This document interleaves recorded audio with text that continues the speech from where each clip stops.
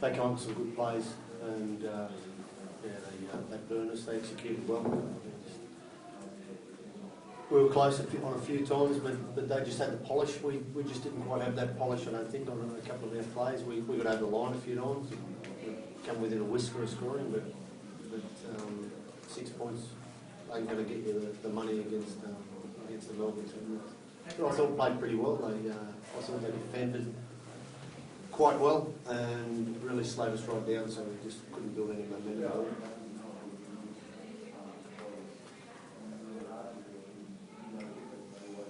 It's been a tough week, I guess, Nick. No way of putting another way pretty well. They're all tough weeks. Yeah.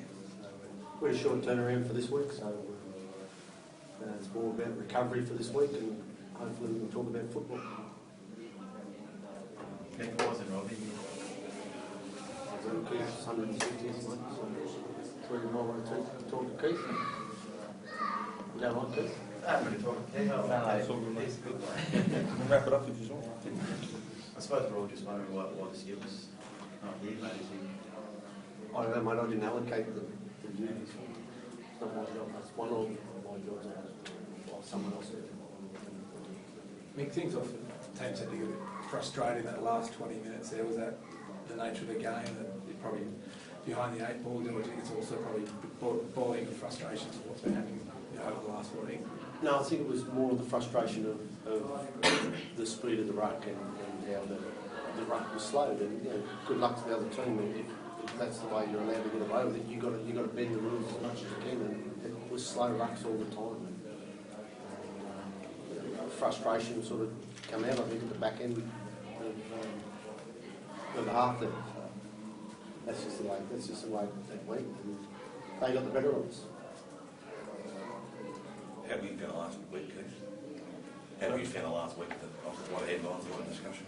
Yeah, mate, I tend not to read too many papers and things like that. So, you know, there's obviously talk about it, but you just rock up to training and try and train and come out on the field and try and do your job. But I guess we didn't do it too well tonight. How's Bobby holding up, mate? Just around the group. Yeah, he seems to be okay. He's obviously doing it tough early in the week or whatever, and but he's put in a pretty good effort tonight and things like that. So yeah, he seems to be doing not too bad. What do you make of Robbie's performance tonight? I thought he was good. I thought he tried really hard, and he never gave up. And his defence was good. And again, he was just a little frustrated the way the game was pretty slow when we had the ball. So it was frustrating for him. He couldn't get out of the half, perhaps like he would have liked him. They were just a bit better than us defensively. Keith, you're obviously a bit frustrated there. Yeah, mate, was that what Mick was saying? You were frustrated at how much they were grappling with you on their own? Oh, mate, I guess it's just footy, it's contact sport. Things are going to heat up a little bit, but mate, the ruck, sometimes they're all over us and we're all over them, and just, I guess it's just football, and it's a bit frustrating when you're trying to slow them down and get pushed off the mark or whatnot. And has everything over the last week, like I mentioned, the headlines, has that been frustrating for the playing group though? I don't know. We just sort of rock up to training and try and train and things like that. So I guess most of what you read in the papers and things like that. So we're not trying to take too much notice of that. We get paid to play football and train, and that's what we've got to do. You just try and just try and somehow just move forward and just try to ignore everything and just look ahead rather than revision. Yeah, again, it's good that you guys want to talk about the game, and we want you to talk about the game because we want the game to have a big profile. We want you to talk about good things, and it seems to be real easy to tip in and talk about other things other than the game itself. And for like a fan, which I really like the game, I think that should be spoken about more so. And it just becomes tiresome, really. And I don't know if the fans really want to hear that sort of stuff, or they just want to move on. And for me, I just move on. I have to get on with it because I can't waste my time on getting distracted by that sort of stuff. I have a job to do every week, and this week's a short week, and I won't have time to be worried about what you guys write and what you report.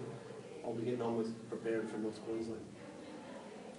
Keith, speaking of the fans, they used to sledge you from the hill when you were playing for Cronulla, and tonight they give you a standing ovation. It's a nice way to celebrate your 150th game for the club. Yeah, I suppose so. You know, we had got a lot of good fans, passionate fans. And I'm sure not what the crowd was. I don't think it was too big, but hopefully we raised a bit of money for Simon's wife. That's what tonight was about as well. So yeah, you know, the crowd was behind us. Unfortunately, we couldn't get the win for the crowd or for Simon. Pat Richards is obviously another injury. You didn't know what's the sort of situation with him. Hamstring. I didn't get to speak to physio before coming in, so I don't know the extent. I would imagine he's not going to make it with a short turnaround, so we'll have to find another winger. And chance getting Whitfield back next week? I'm hoping he was a slight chance for tonight and didn't make it, and next week I'm hopeful, but again, we've only got sort of one training session and then we're training to fly out, so it's not. I wouldn't be optimistic really that he's going to play. Keith, I think the club tweeted that Simon spoke to the boys before the game. Is that right? What was that like? What did he have to say? And what was it like for the fellas? Yeah, Simon's a pretty quiet sort of bloke. But he got up and spoke to us, and just telling us how much we miss football, and telling us to give everything we got and things like that. But yeah, it was sort of pumped the boys up a bit. We started pretty well, but I guess we just weren't good enough to come home with it.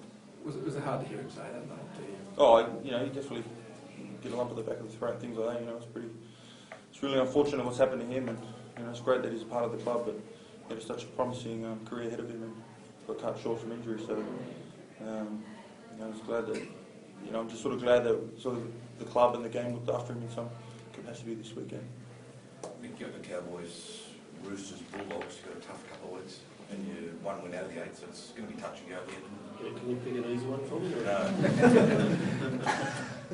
No, it's, every game in the NRL, as far as I'm concerned, is tough. And you take them as they come, and you don't get too far ahead of yourself. So North Queensland, Bulldogs, Roosters, they're going to be hard games. So we just need to try and scrounge a win there and do it quickly.